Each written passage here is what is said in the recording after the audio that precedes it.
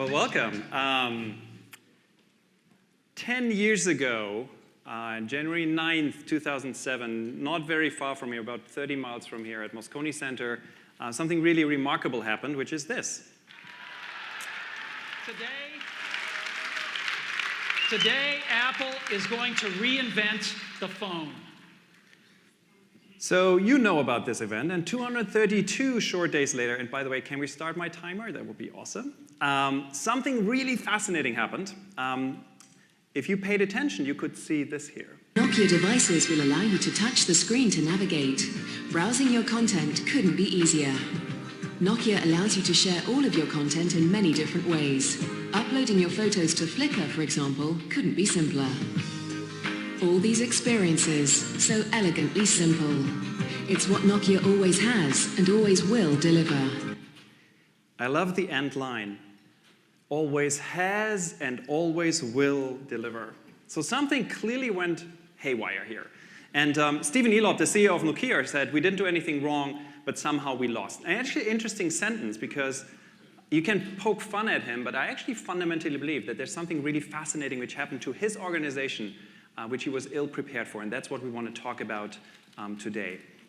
And it's really this idea of exponential thinking. This is the stuff we're teaching at Singularity University. And what I want to do in the next 29 minutes and 1 second is to give you effectively what we teach in our entrepreneurship and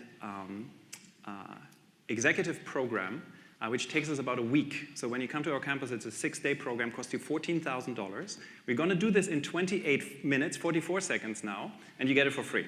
So brace yourself. It's going to be fast-paced. Let's talk about this notion of exponentials. If you think back to your math class 101, Math 101, an exponential trend looks like this. This is a classic exponential. It's a doubling every time period.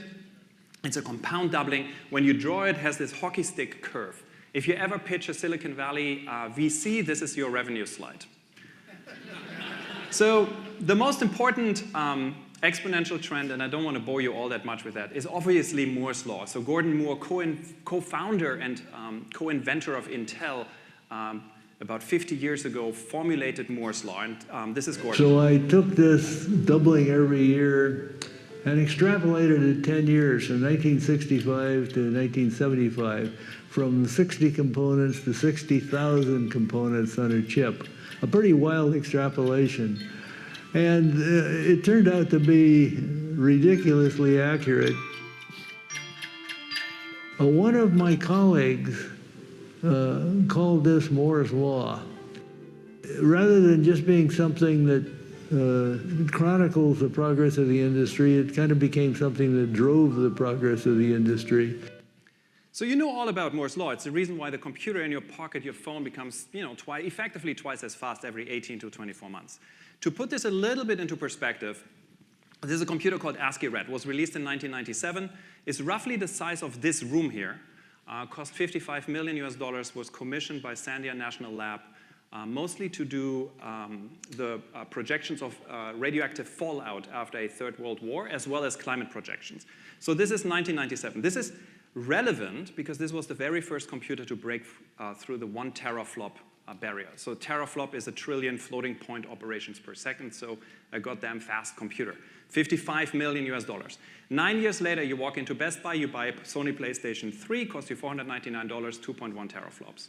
That is what Moore's Law does to you. So you go from something, the US government simulates World War III, to something your kids now play World War III on a big screen television. Computing goes in 2 interesting directions at the moment. So here's an interesting fact, I believe. Computing bifurcates. So computing goes very, very powerful, like these machines, and computing goes incredibly small. So this is Pi Zero, was released in 2015. It's a full-scale computer. It costs you $5. Has 191 megaflops. You can put a keyboard, a mouse in there, some memory, plug a monitor into it, and you can run Windows on this thing. So $5 gives you effectively the compute power necessary to run a Windows machine. To put this into perspective, for the price of a venti Starbucks latte, this is Silicon Valley pricing, by the way, you now get 2.5 times the compute power of a Cray 1. The Cray 1 was released in the mid-70s, was the most powerful supercomputer at its time, really defined this category of supercomputing. And each of those Cray 1s had more compute power than NASA had total to put the man on the moon. So now for about $5, you get 2.5 times the compute power we had to put the man on the moon. That is, if you believe we put a man on the moon. Different story. It goes super small. This is what is called the Internet of Things. What you're seeing here is, very poignantly, as we are on a golf course, a golf ball. You see the dimple in the golf ball. In that dimple, you see a chip. That chip is 2 millimeters by 1.6 millimeters, has the raw compute power of an Intel Pentium processor, and costs you 75 cents. This chip, and there's many others like it now, is the sole reason why anything and everything which has an electric cord will become smart. There's no question about it, because you get it for free. Every light bulb becomes smart because, again, you will get it for free. This is why Cisco tells you in 3 years there will be 20 billion connected devices on this planet. Now, there's something interesting happening in computing and in IT, and Ray Kurzweil, one of our co-founders, formulated this in what he calls the law of accelerating returns. So effectively, if you believe, and Ray did a lot of research on showing you that the returns we're seeing in Moore's law is actually a trend which is much older. It's about 110 years in the making. If you believe that happens in the future, it extrapolates into the future, and there's no reason to not believe this. You can extrapolate into the future the time when we'll have a computer which has the raw compute power of a human brain, which happens in less than 20 years. So in less than 20 years, there will be a computer, one machine, which has the raw compute power of a human brain. And then we know, Moore's law tells us that we have a doubling every 18 to 24 months. So 2 years later, we've got 2 brains, 4 brains, 8 brains, until about 2050 to 2060, when you will have 7.1 billion or 7.2 billion human brains in one machine. So effectively a machine which is as smart, computationally, as the whole planet. That is to say, and this is the important insight here, that the world you're living in tomorrow will look dramatically different than the world you're living in today. And we'll explore this a little bit further as well. That is also to say that the computer in your pocket will soon be much smarter than you are. So it's a really interesting world we're moving in. Here's the interesting thing. These exponential trends happen in many other industries as well. And this has a lot to do with the fact that a lot of industries are now driven by the gains we get in computing. I'll give you an example, DNA. The cost of DNA sequencing a full human genome, when we did this the very first time was 1999, 7 years effort, part of what is called the Human Genome Project. Cost us $2.7 billion, one genome. So this was a massive breakthrough for mankind. We took a whole human genome and sequenced the whole thing. In 2007, that price dropped to $350,000. A company came out and offered this as a service. 7 years later, the price dropped to $1,000. There's a company called Illumina. They have a machine which looks like a big photocopier, sequences a human genome for $1,000. This is the steepest drop in price we've seen ever in any technology. You go from something nation states can do it, and they do it once, to something your doctor can prescribe it. Now here's the thing. When I work with entrepreneurs, I always teach them 2 questions. The first question is, when you look at price-performance ratios, you always want to ask yourself, where does this go? Right? It's at $1,000 today, but clearly it will get cheaper. So when does it get cheaper, and how much cheaper will it get? And you ask experts, and they will tell you that curve there, that will go down to very close to 0 in the next 5 to 10 years. So in the next 5 to 10 years, sequencing, reading DNA will become effectively free. And then the second question you want to ask yourself is, what do you do with that? Well, I can show you an example. This is one of our entrepreneurs. They're a company called Miraculous. What they're doing is they're taking a blood test, a small subset of your blood, and looking for something called RNA, which is a subset of DNA. Turns out that there's about 12 different types of cancer in your body shed DNA into your bloodstream as they're growing. With this test, which costs less than $200 to administer, they can find reliably cancer in your bloodstream before it turns into stage 1 cancer, including lung cancer. So they're gonna, if they're succeeding in their currently preclinical trials, they're gonna change the way we do cancer diagnostics. Here's the other way. You will learn this, but the technology has always an interesting dark side. So we're seeing this with cybersecurity, for example. On the DNA side, it's really fascinating what is possible here. This is a friend of mine, Heather Dewey-Hockboard. She has an art project, which I want to show you, and I let Heather talk about it. We don't know yet how our DNA might be used against us in the future. New York artist Heather Dewey-Hockboard. One artist in New York is making 3D models of people's faces, people that she's never met. She calls the project Stranger Visions. The strangers are people whose genetic material she finds on the sidewalks and subways of New York City. How much can I actually find out about you from something that you accidentally leave behind?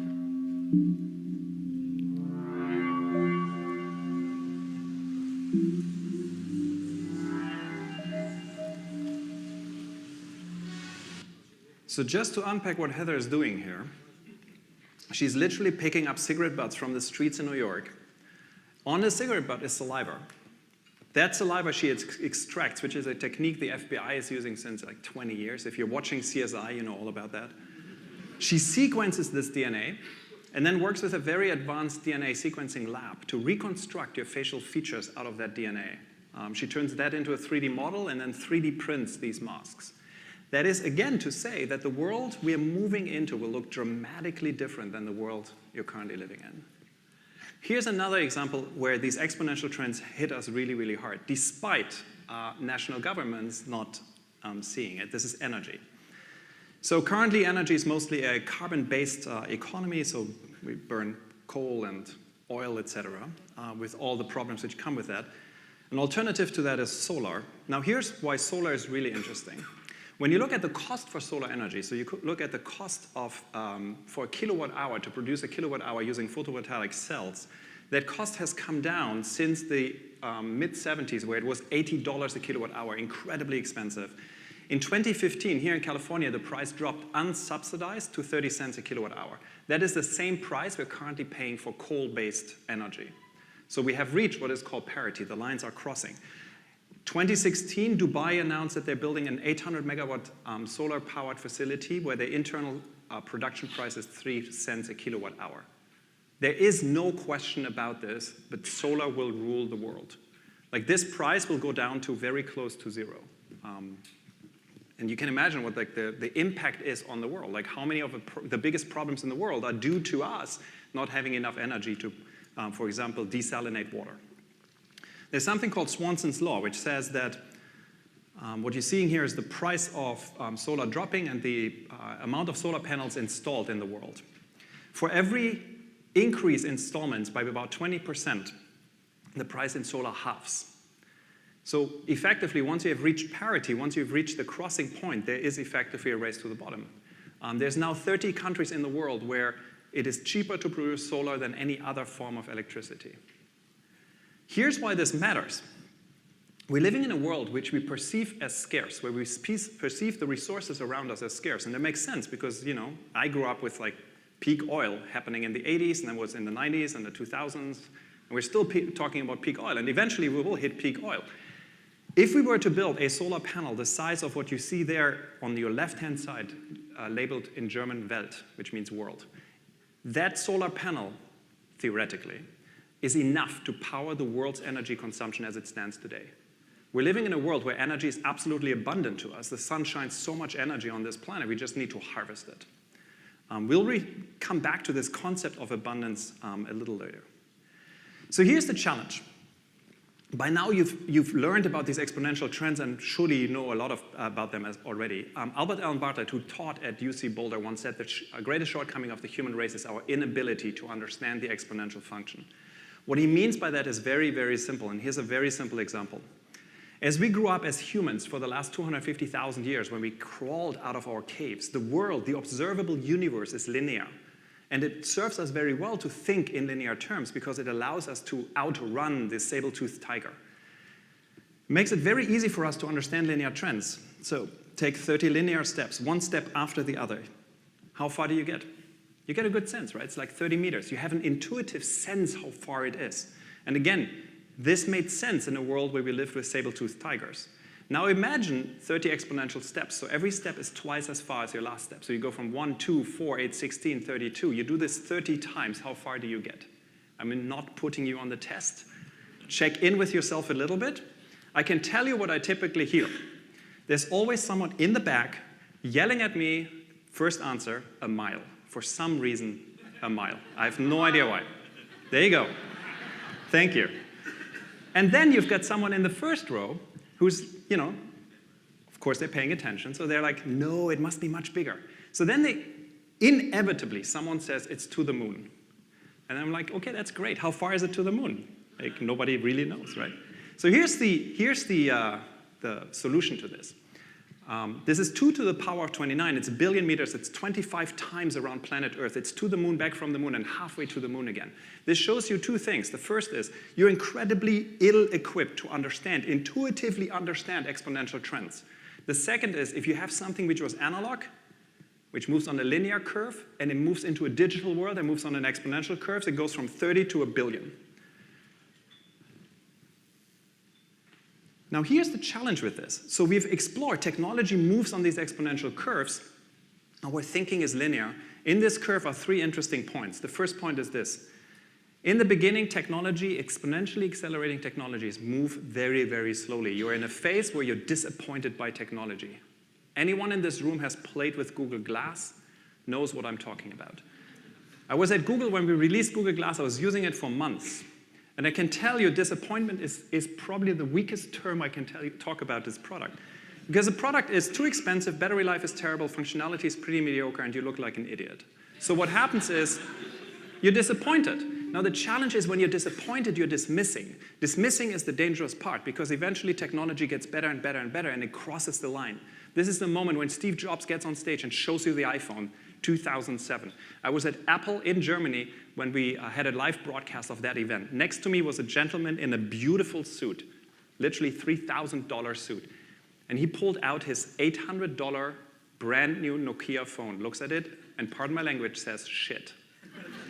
Because he understood that the phone doesn't have buttons anymore. A phone is not a phone anymore, a phone is an interconnected computer. And then you get into chaos and amazement. Chaos and amazement is the world where you pop up your head and you actually can't even keep up with the change we're seeing. That's what probably happens currently in computing. The challenge is if you stay on that line, as Nokia did, this is your path to doom. This is where Nokia stayed. Nokia was the iPhone.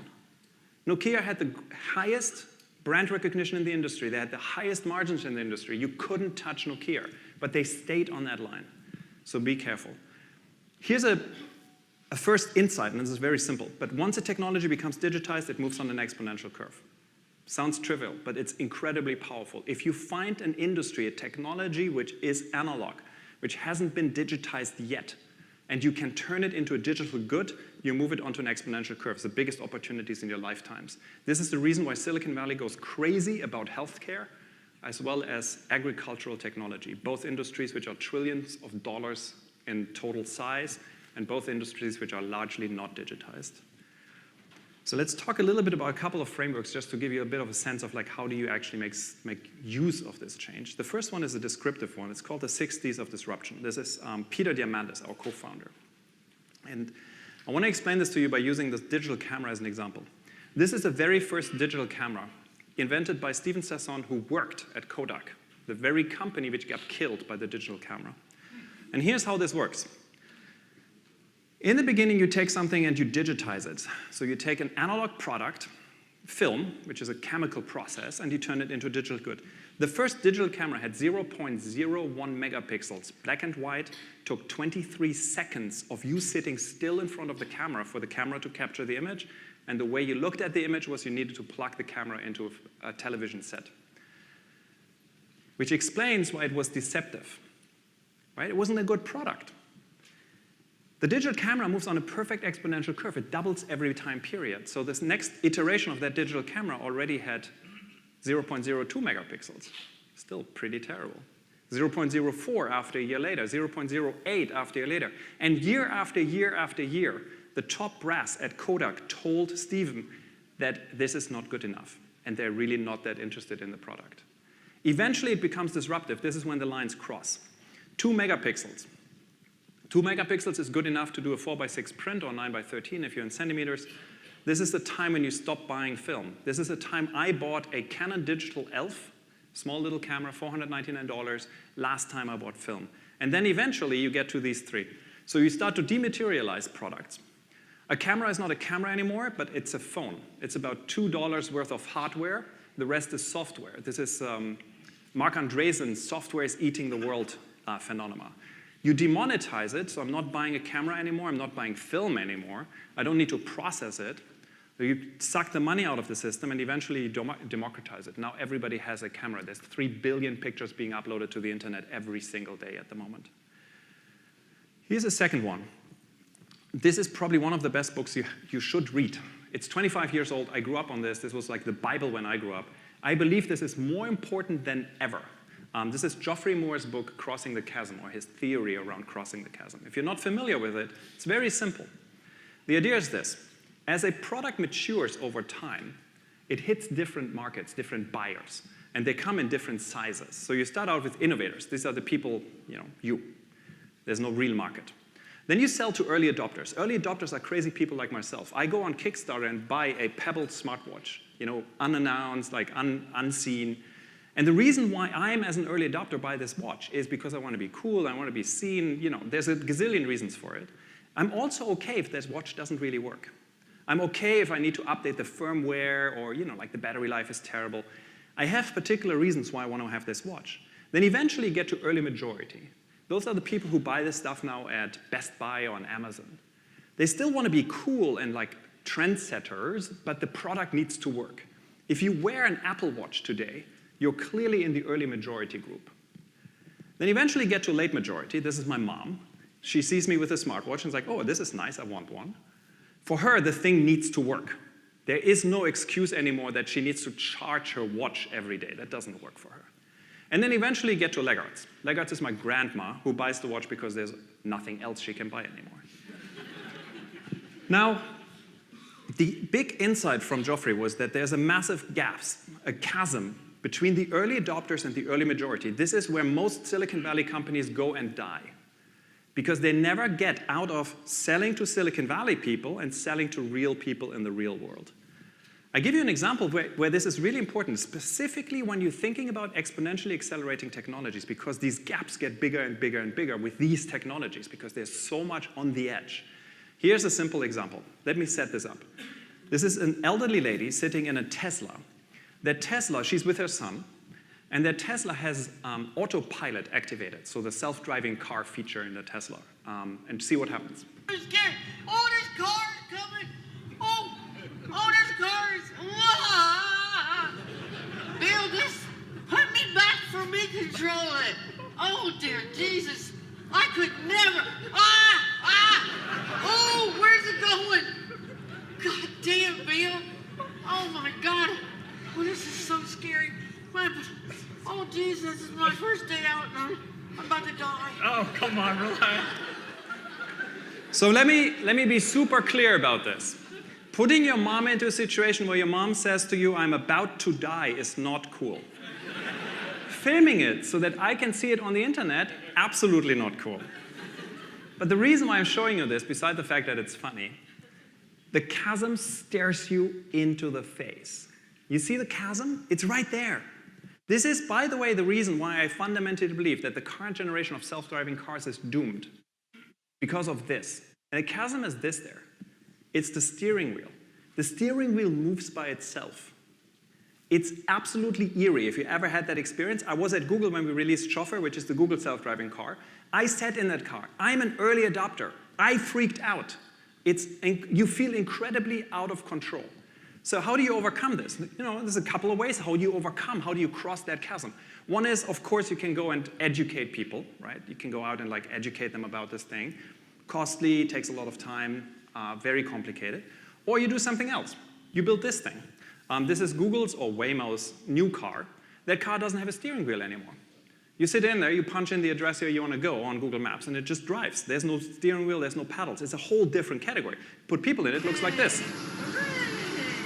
We're like thieves. Yeah. You said, relax. You don't need to do nothing. It knows when you need to stop. It knows when you need to go. What she really liked was that it slowed down before it went around a curve and then accelerated in the curve. She's always trying to get me to do it that way. That's the way I learned in high school drivers.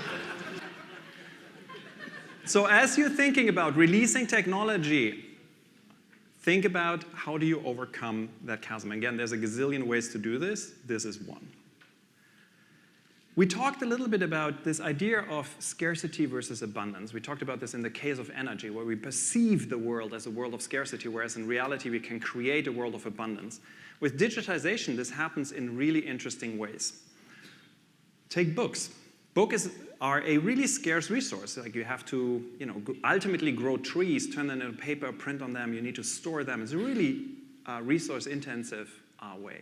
The moment you turn them into a digital good, a lot of stuff happens. Most importantly, the cost of making a copy and the cost of sending that copy to someone goes down to zero, or very, very close to zero, as well as the cost of storing it, which fundamentally shifts business models. So you think about music. Music was an oil-based industry. We bought records and CDs, which were made out of plastic, which ultimately is oil. Along comes Napster. They turn music into MP3s, digital goods, and now I pay $9.99 for Spotify, and I've got 140 million songs in my pocket. You take knowledge. Jimmy Wales comes along and creates Wikipedia. It takes the power away from Encyclopedia Britannica, for example, and gives us all access to knowledge. Here's the important thing about digitization. Because there's factors in digitization, such as the cost of duplication of making a copy and the cost of distribution go down to zero, the business models change. There's a really important piece in here, which is a lot of people think it gets free. I fundamentally believe that's not true. I think what happens is you need to redefine the business models. Here's an interesting one. I spoke to a pharma company, a large pharma company, and we talked about what is a prescription drug. Ultimately, a prescription drug ultimately is purely a formulation of a molecule or a combination of molecules. You can 3D print molecules today. It's incredibly expensive, but you can do it. So in the future, instead of selling me drugs, you just sell me the information.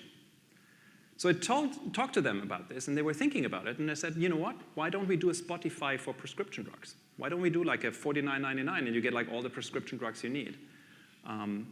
Think about what this means for piracy. So today I need to buy my drugs over the border and they come, in illegal packages from Canada. Tomorrow I just torrent. It's a really interesting world we're moving in. So think about like as your business turns digital, what this actually means for you. A question I always ask my entrepreneurs is like this notion of like the moonshot thinking. What does 10x look like? Here's an interesting hack. And I'm running a little bit out of time, so I want to make this short. But here's an interesting hack. As an entrepreneur, you typically, if you're fundraising, you typically know exactly how much money you need. And I was a venture capitalist, so people came to me and said, like, we need $1 million, and this is what we use them for. When we liked them, we asked them one simple question. We said, that's fantastic. We give you $10 million. What do you do? I can guarantee you 99.9% of people had no idea. The best 0.1% of people came back to us and said, you know what, that's an interesting question. Let us think about it. They took that question to heart and really rethought, how can we create what we want to create in a 10x manner, with 10 times the resources, with 10 times the speed? Came back to us typically with a very, very different business idea, which we then funded. So let's spend the last couple of minutes on this idea is like, why does this actually matter? So technology for the sake of technology is interesting, and we all can talk about this. I can at least talk about this like all day long with you. But really, it's about the big picture. When I was about 25 years old in college, I read this quote from Einstein who said, "We shall require a substantially new manner of thinking if mankind is to survive." That quote freaked me out. Like literally for a week, I couldn't sleep. I was like, if Einstein has got this perspective on the world, like something is happening. Now, make no mistake, all the interesting indicators go in the right direction. Like the world is getting overall a more peaceful place. Like a lot of the problems we're seeing in the world are moving in the right direction. And yet, I think we have our work cut out for us, and time is running out. So you take something like global warming, where sea levels will rise 2 meters by 2100. This means, by the way, that Manhattan Island is flooded, which means that you need to take, even in Manhattan, just in Manhattan Island, 8 million people who are living on Manhattan Island today need to move. If you want to get an idea what mass displacement looks like, look at the Syrian refugee crisis. That's a mere 1.5 million people on the road. You take the population, there's 9 billion people on this planet by 2050. We currently have enough food, it's just in the wrong places, which is a hard problem to solve. If we want to feed 9 billion people, we need to grow our agricultural output by 2% compound annual. We're currently growing by 1%, so we need to do something. Poverty, there's 3 billion people who live on less than $2.50 a day. I can't buy a cup of coffee in Silicon Valley for less than $2.50 a day, so it's crazy. Sanitation, 2.5 billion people. don't have access to proper sanitation, making diarrhea the #1 killer in the world. Water, 800 million people still don't have access to clean drinking water. Illiteracy is a problem which affects still 757 million people on this planet who can't read or write. And malnutrition is a problem which affects us in a way where one child dies every 8 seconds, in a world where in the first world, the abundance of calories is killing us. Here's the thing. I'm an incredibly positive and optimistic person, and I've seen, because I work with entrepreneurs who are solving these really big problems, I know that we can, if we're thinking and acting big, we can solve those problems. The young Steve Jobs made a comment which I want to play for you, which I think is really at the heart of this. When you grow up, you tend to get told that the world is the way it is, and your life is just to live your life inside the world, try not to bash into the walls too much, try to have a nice family life, have fun, save a little money. But life, that's a very limited life. Life can be much broader once you discover one simple fact, and that is everything around you that you call life was made up by people that were no smarter than you. And you can change it. You can influence it. You can build your own things that other people can use. And the minute that you understand that you can poke life and actually something will, if you push in, something will pop out the other side, that you can change it, you can mold it. That's maybe the most important thing, is to shake off this erroneous notion that life is there and you're just going to live in it, versus embrace it, change it, improve it, make your mark upon it.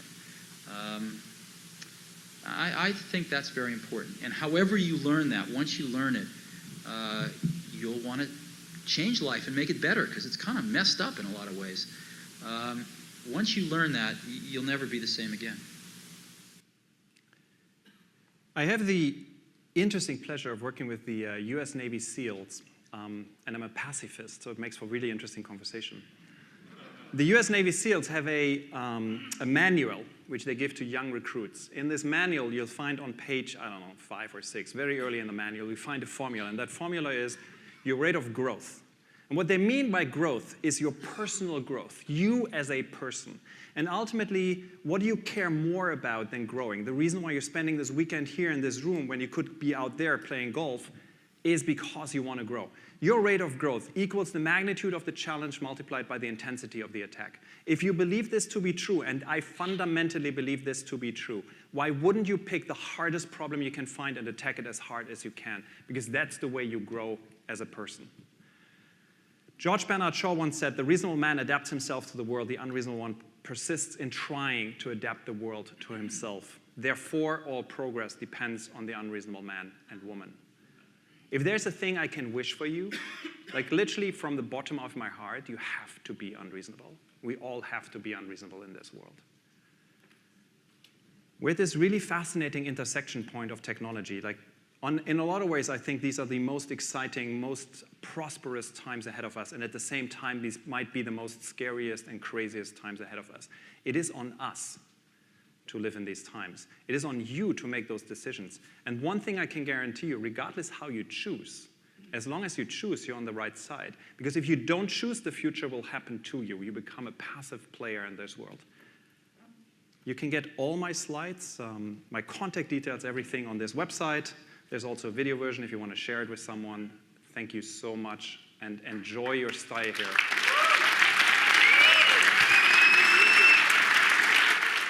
Fantastic. Fantastic. Wow. Well, I don't know about you, but my mind is blown. So we do have some time for a couple of questions if you'd like to take them. Of course, yeah. I'm happy to see if we thing. have questions out there for Pascal. I think you need to yell because it's Or if really you're just hard in to see. stunned silence. No, we do have mic runners, so wait for your Good. mic runner so you can speak into that. But you might just be stunned like me into amazement. So any questions? I think we might see them in the back. Yeah, just wait a second for a mic so everyone can hear your question. Perfect, thanks. It'll be on just a second. One really quick question. What are some of the You other can tactics? hold it up. Hold it right up. What there. are some of the other There we go. tactics to overcome the chasm that you mentioned? You mentioned there's some other ways to get that accomplished. Good question. So education is one, and the classic example is pinch to zoom on the iPhone. So pinch to zoom is a gesture which is like incredibly intuitive to you today. If you give an iPhone to someone who has never ever seen or heard about pinch to zoom, they will never come up with that gesture. So what Apple did was they spent about $10 million in advertising. Literally when you go back to like the early iPhone advertisement, every ad showed you pinch to zoom. When you walked into an Apple store, the first thing they showed you is pinch to zoom. Once you've done it once, it becomes incredibly intuitive. But that's a really interesting example of like educating a market. So sometimes you can educate a market. Sometimes you need to design around the product, as we've seen with the car. And other times you can actually recreate a product category. So I've got a company which does lab-grown meat. So the process to create lab meat in petri dishes effectively.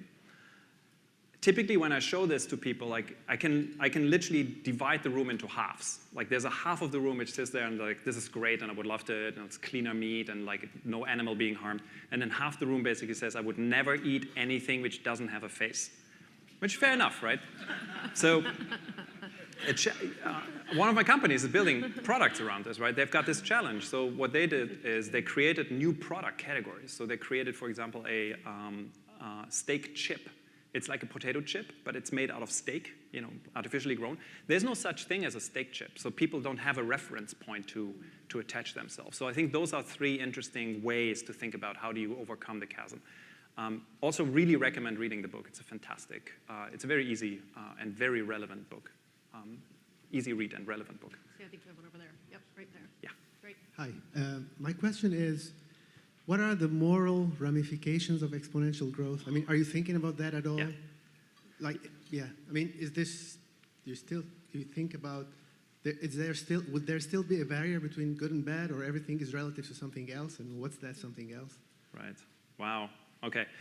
So we think a lot about morals and ethics. So when you come to our executive program, and granted we didn't have the time here today, we dedicate a good chunk of our time with the executives to the questions like how does this future look like, and how do we create a future which is a future we want, and what are the moral and ethical implications? And there's stuff like future of jobs. You've seen the thing about the DNA testing, etc.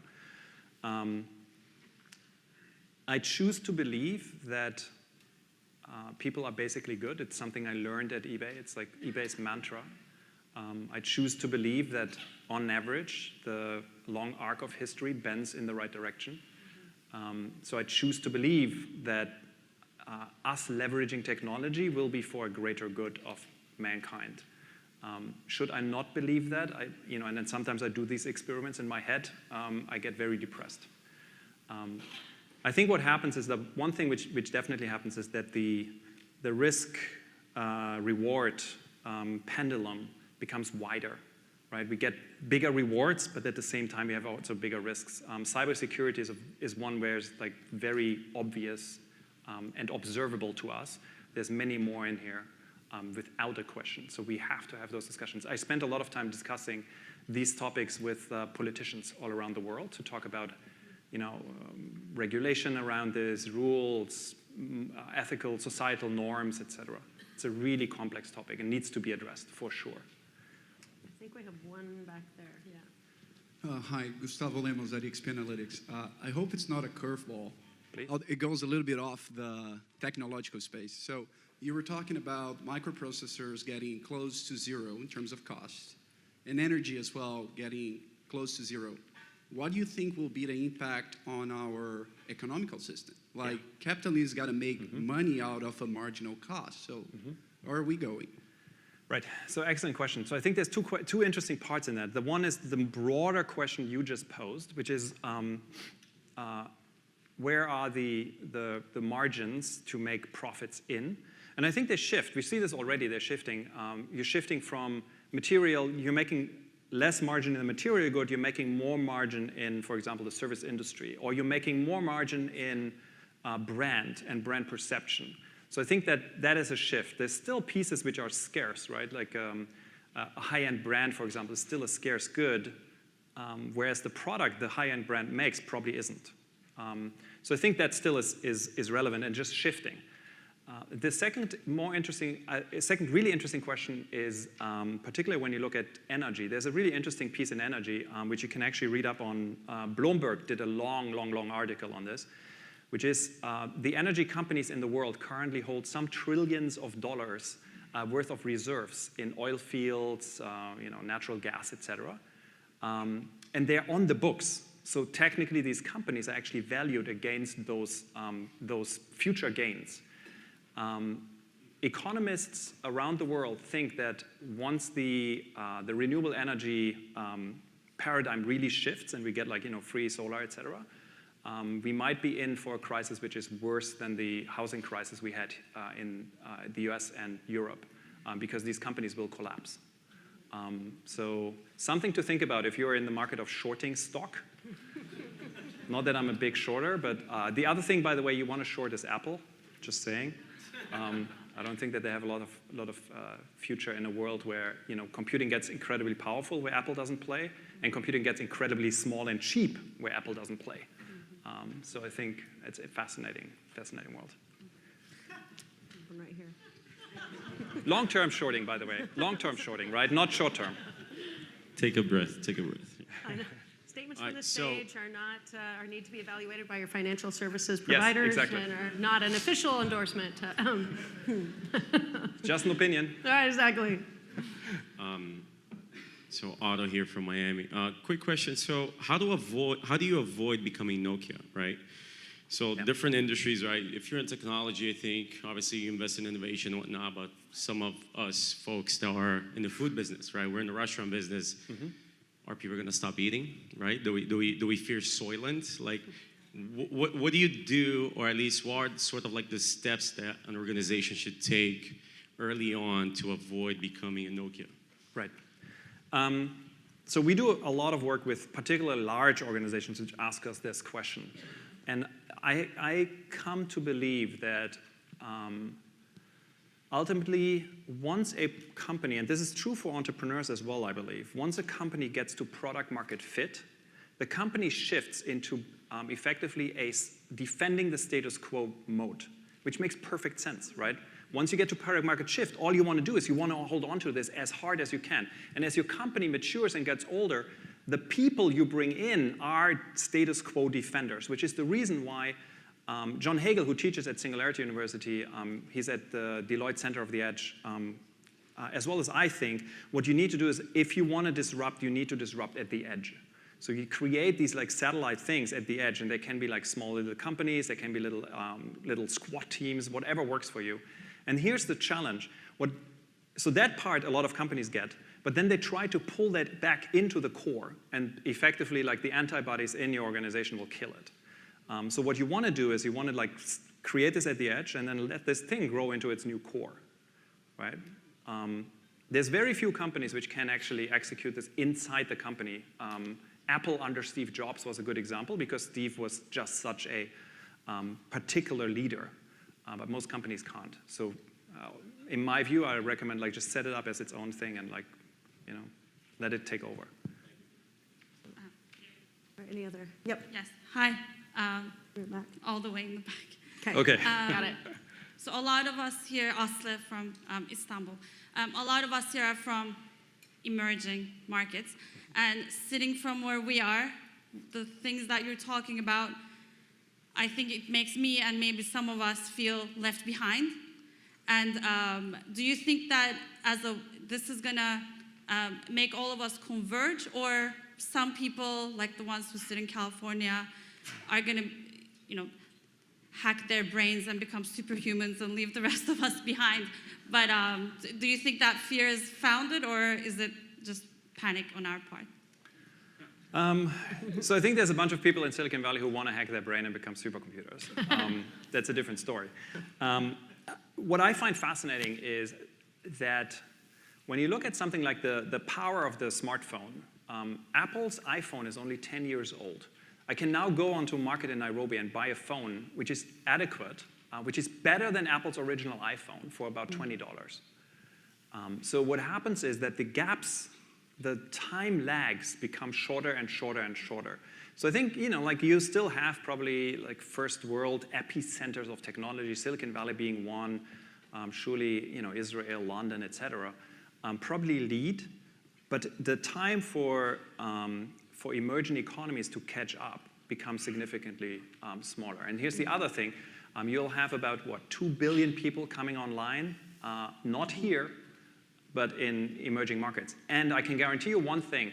Silicon Valley companies, at least from my perspective, my experience, have no idea how to talk to these people. They just don't understand them. So there's massive, massive opportunities as we're closing these gaps. So I don't think you will get left behind. Rather, the time differences get shorter and shorter. Absolutely. Well, with that, thank you so much, Pascal. I think we all enjoyed that. Thank you. It's fantastic.